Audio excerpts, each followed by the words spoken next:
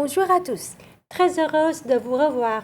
Depuis une décennie, le monastère Chuklam Taitien accueille un grand nombre de visiteurs étrangers désireux d'y accomplir des actes méritoires tout en s'adonnant à une courte retraite de méditation.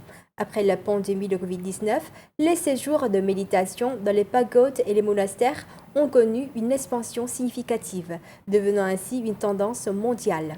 Dans le cadre du focus de cette semaine, nous vous invitons à rencontrer Colline Rongeau, une jeune Française ayant opté pour un séjour d'une semaine au monastère Chuklam Taitien. Mais avant cela, place à l'actualité de la semaine.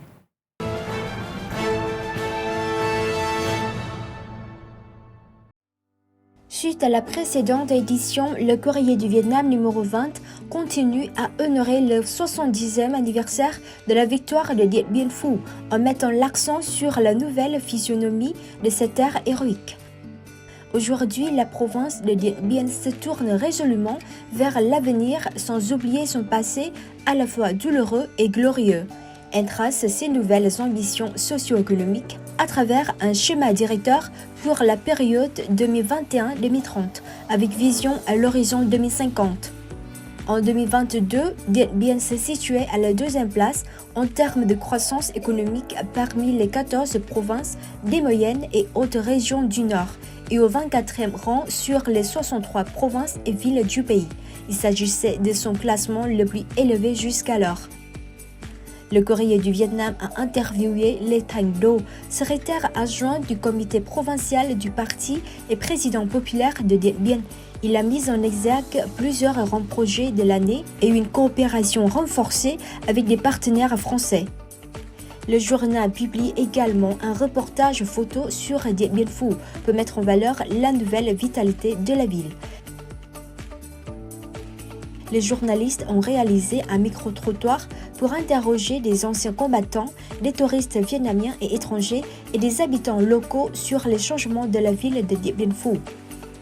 Le Courrier du Vietnam vous invite à découvrir le tourisme communautaire qui prend son envol à Muang Phang, un site historique majeur de Dien Bien, car ayant hébergé le quartier général du général Giap durant la célèbre bataille. Le journal raconte aussi l'histoire d'une Vietnamienne et d'un Français qui se sont rencontrés au musée de la victoire historique de Dien Bien Phu. Leur bel amour a abouti à un heureux mariage au Vietnam en mars dernier. Pour plus d'informations, procurez-vous le Courrier du Vietnam numéro 20 ou consultez le site web lecourrier.vn.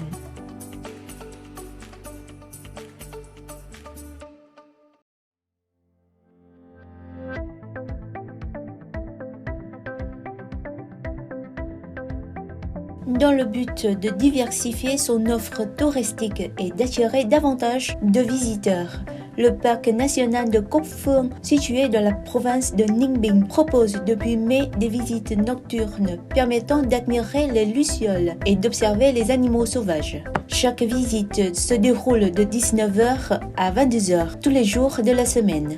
Les visiteurs peuvent emprunter des bus électriques pour parcourir les sentiers, profiter du spectacle des lucioles, des cervidés, des sambares et des insectes, tout en découvrant la forêt à la tombée de la nuit.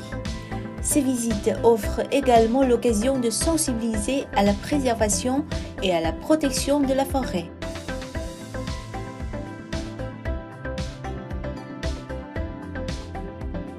Doté d'une flore variée et d'une faune riche, le parc national de Cốc Phương est une destination incontournable pour les amoureux de la nature. Cette période est particulièrement propice pour observer les lucioles et les papillons évoluant dans cette forêt préservée.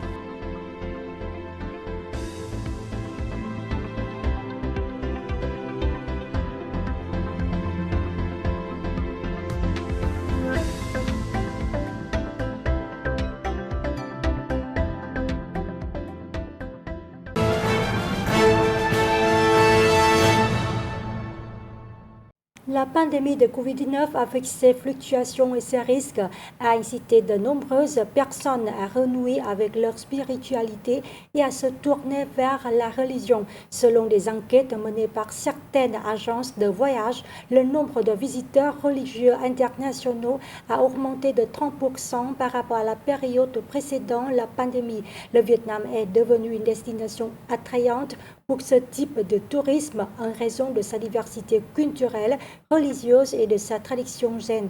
Ces éléments créent un environnement propice aux touristes pour découvrir la vie locale, apprendre sur la culture religieuse et pratiquer la méditation.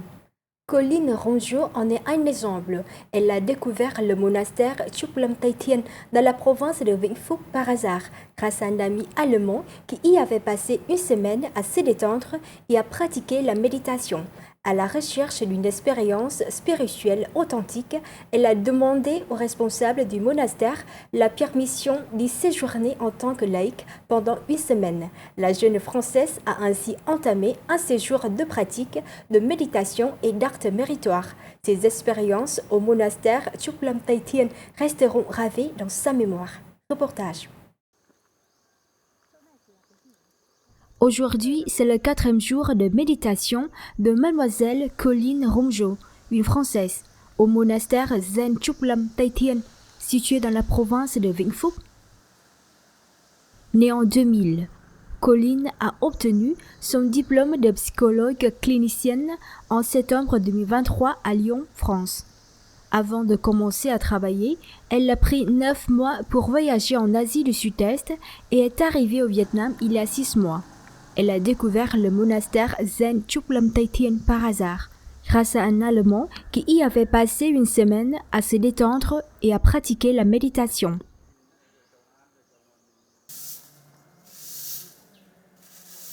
À la recherche d'un lieu pour expérimenter la vie spirituelle du peuple vietnamien, Colline est retournée au Vietnam début 2024. Elle a alors pris contact avec le monastère Chuklam Thai Thien et a demandé au gestionnaire de ce monastère la permission d'y séjourner en tant que laïque pendant une semaine.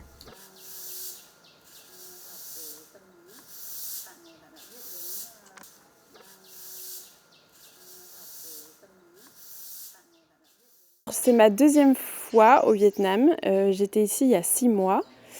J'ai passé 1 mois et donc j'ai après continué mon voyage en Asie du Sud-Est et j'ai décidé de revenir ici parce que je m'y suis beaucoup plu. Tous les pays que j'ai visités ces derniers temps sont bouddhistes principalement. J'ai pu apprendre plus sur cette religion, comment est-ce qu'elle est née, apprendre un peu plus sur l'histoire de la vie de Bouddha exactement. Pour ce qui est de la méditation, c'est quelque chose que je pratiquais déjà chez moi en France. J'ai commencé la méditation il y a à peu près plus de 2 ans. Alors jamais autant qu'ici. Je pense que c'est une des raisons pour lesquelles je suis venue ici dans ce monastère pendant plusieurs jours. C'est pour pratiquer cette méditation dans un espace qui est favorable à ça, avec des gens qui la pratiquent aussi, pour partager ce temps ensemble. Comme d'autres étrangers et vietnamiens qui participent à des retraites à la méditation au monastère, Colline commence à 3 heures et se termine à 22 heures. Comprenant la méditation, le travail, service méritoire, le sommeil, y compris le sieste, le repentir et le samatha, pratique bouddhiste visant à calmer l'esprit.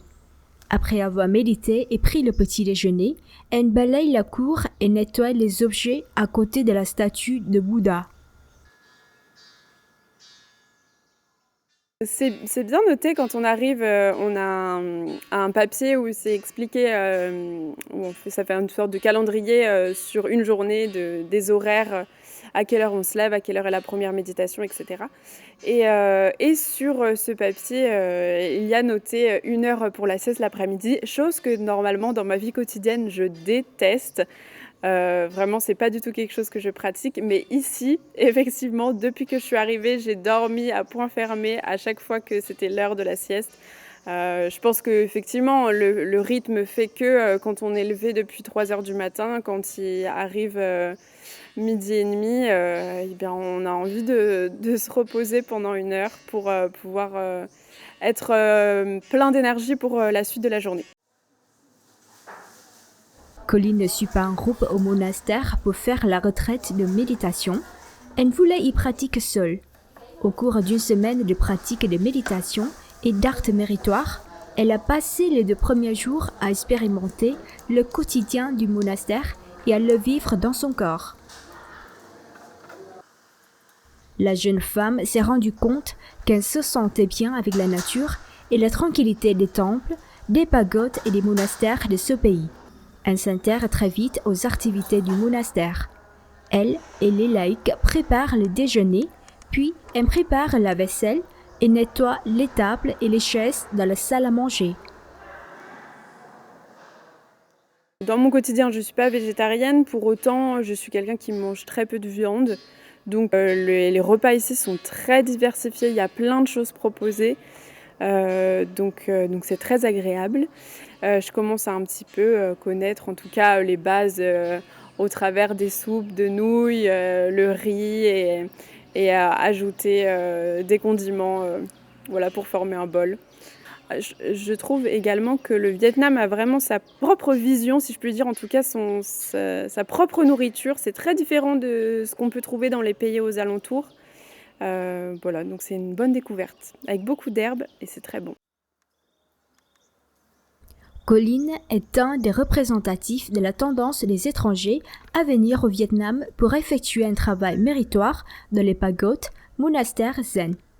Au monastère zen Chuk Lam Thai Thien, le phénomène des étrangers à y venir pour accomplir des actes méritoires combiné à une courte retraite de méditation est apparu depuis l'inauguration du monastère en 2005.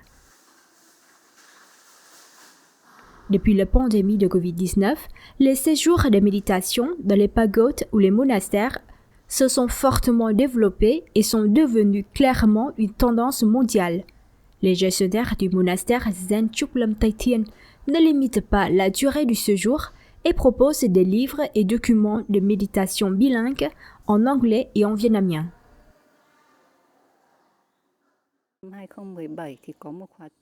En 2017, un groupe de 30 Polonais a participé à une retraite d'été de méditation au monastère. Parmi les étrangères qui y viennent, les Polonais sont les plus nombreux, suivis par les Allemands. Il y a aussi des Américains, des Français, des Chinois, des Indiens et des Thaïlandais. Depuis 2005, le monastère a accueilli plus de 200 étrangers pour accomplir les services méritoires et pratiquer la méditation. Très surprise, c'était le premier pays que je faisais de mon voyage et surprise à quel point j'ai pu être accueillie, les bras ouverts, invitée à la table. Voilà, et même si des fois on ne parle pas la même langue, on peut arriver à échanger par des sourires, par des gestes et c'était très agréable. Colline révèle qu'une semaine de pratique des services méritoires au monastère l'a aidé à changer sa perception de la nourriture grâce à la façon dont le Vietnamien l'apprécie. Les moines et les nonnes priaient avant les repas et s'efforçaient de ne pas laisser des restes. La jeune femme croit que la différence a créé une expérience, un capital vivant qu'elle peut ramener chez elle.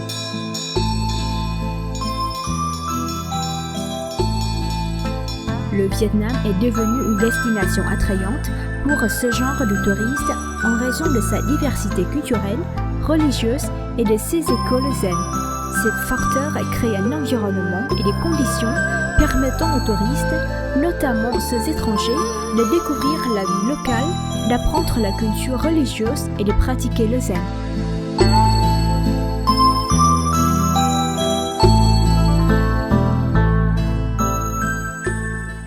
C'est la fin de cette édition. Merci de votre fidélité Et à la semaine prochaine.